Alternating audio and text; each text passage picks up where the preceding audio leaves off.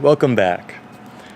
Today I want to give you sort of an invitation, and that is that above and beyond just experience, that you begin to step into the truth of the experiences that you've had that are mystical or religious or spiritual in nature. Because it seems that at the current moment we're living in a world which has these two paths sort of diverging at the same time. On the one hand, there's the world of the materialists and these individuals who think that everything needs to be proven on white paper and in the lab and be very science-based and evidence-based. And then there's people that are more spiritual in nature, on the other hand, who have in some way access to these spaces within themselves where they are able to see things that are transcendent and not immediately available or apparent in the world around us.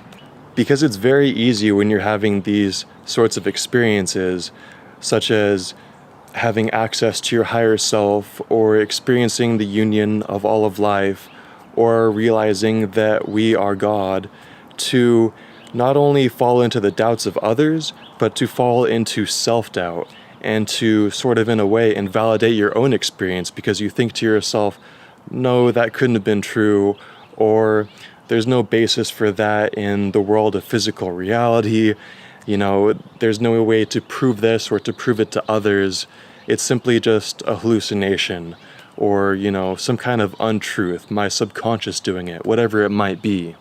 For many of the people that have had these experiences, they actually experience them as more real than anything else and more profound than anything else that they've ever experienced. As Terence McKenna said, it feels like more real than reality. And so it's important not only for you to accept it as a truth in your own life, because it's given to you by this all-intelligent universe that knows what is important for you and best for you to further you along your path. But you never know how speaking your truth and living your truth may help others along their spiritual path, or may first set them on that spiritual path.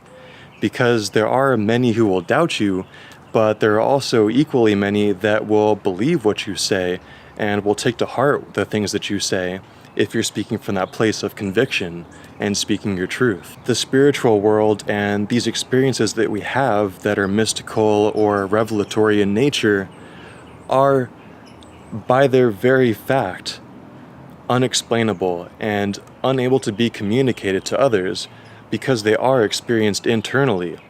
And that doesn't make them any less credible than anything else we experience in life.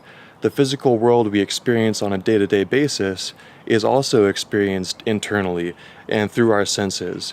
And no one really knows the true nature of reality and if this external world has any real validity at all. And that's a whole nother debate in itself.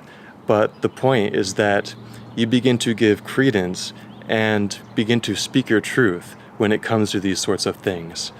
Don't buy into everything you experience. You have to have discernment, and if you're receiving messages from Planet X and all the rest of it, then maybe that's not true, but you have to decide for yourself and find what resonates as truth within yourself that you feel is correct.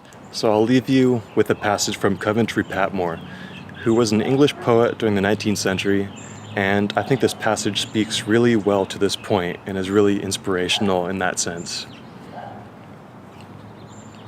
You will find it impossible to prove that the world as seen by the mystics, unimaginable, formless, dark with excess of bright, is less real than that which is expounded by the youngest and most promising demonstrator of a physico-chemical universe.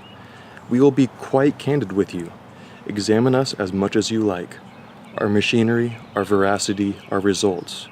We cannot promise that you shall see what we have seen, for here each man must adventure for himself. But we defy you to stigmatize our experiences as impossible or invalid. Is your world of experience so well and logically founded that you dare make of it a standard? Philosophy tells you that it is founded on nothing better than the reports of your sensory apparatus and the traditional concepts of the race. Certainly it is imperfect, probably it is illusion.